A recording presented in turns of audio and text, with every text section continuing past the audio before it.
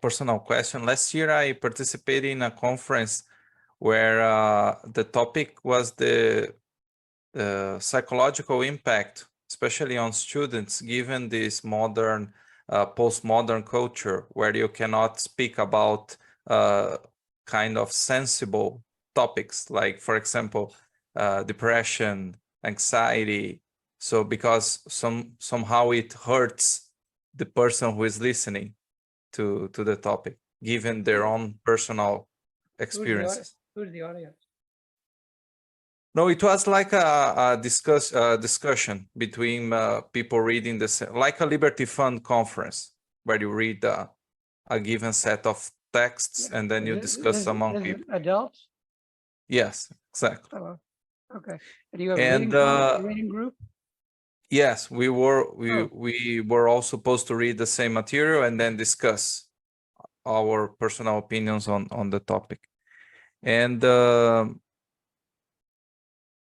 right now, not only inside the university, but the pandemic showed that many people needed psychological treatment, in the sense that that this particular condition kind of triggered many problems that were somehow buried and not treated before.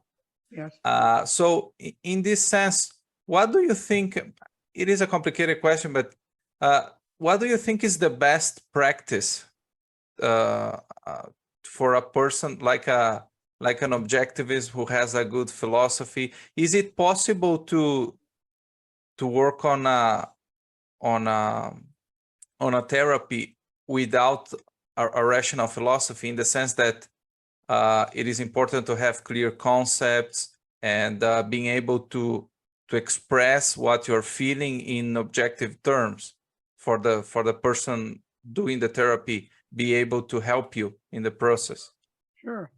I mean, the most popular is cognitive behavior therapy, which is telling people your subconscious thoughts in words, and then they challenge, like, you're thinking, I'm no good. Tell me what you mean by that, and where you got that from, and why do you think that's true?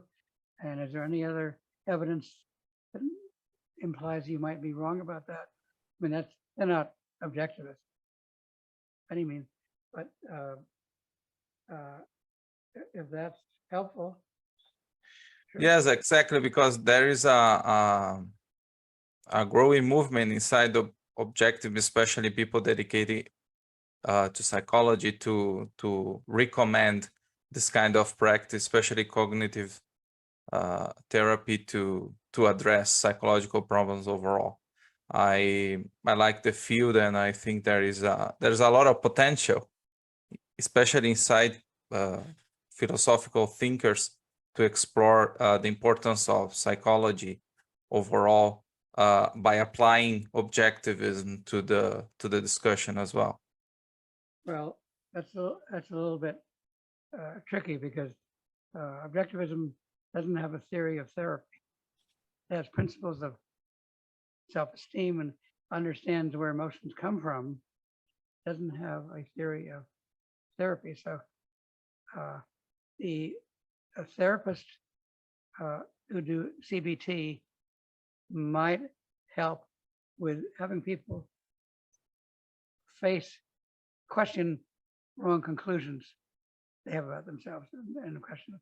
And that's been effective in helping with depression. It's not a magic thing. Perfect. But I did therapy for a while, and it's kind of difficult because everyone's so totally different. I had one patient that thought most people didn't like him, and I didn't either. I tried to be positive. And you can't change a person's total personality in therapy. You can get, you can't necessarily uncover tons of subconscious premises set at an early age. And it's not that easy to do. So you work with what you can, but they could have a wrong premise such as altruism that's affecting them in a lot of bad ways. And you could say, let's say I want to be a doctor, but my father wants to be me to be a lawyer, or wants me to go into the family business. You could say, let's talk about whether you have a right to your own life and whether it's fair for him to make you lead a life that he wants. So up to a point, you could bring stuff like that up, but you're not going to do necessarily the magical things. Because some clients are much more far gone than others. I had a patient who he felt to be a good person. He had to own a steel mill, like what's his name in Atlas Shrugged, Reardon. I said, you mean to be okay with yourself, you have to be like Reardon? And he said, yes. And he realized how terrible a wrong set of premises must be to do that, because his career was a waiter in a restaurant. It's a respectable profession. So why would a person pick something ridiculously inappropriate to be okay? Well, a lot of people do that. Another patient I had wanted to be president. Instead of what? Instead of the United States. His job was clerical. Current job was clerical.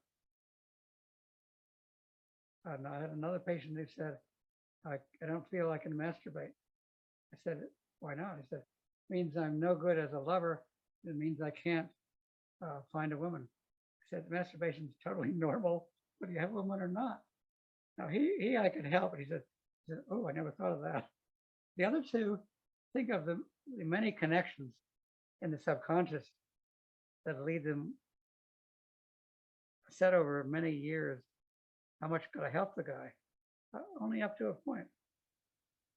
This one guy said, no woman would ever love me, and most women wouldn't. I said, but there's probably some women who might like you.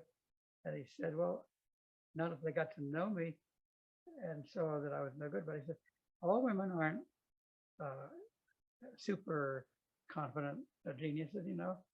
Why don't you check it out? I don't know if I moved away. I don't know. I don't think it ever happened.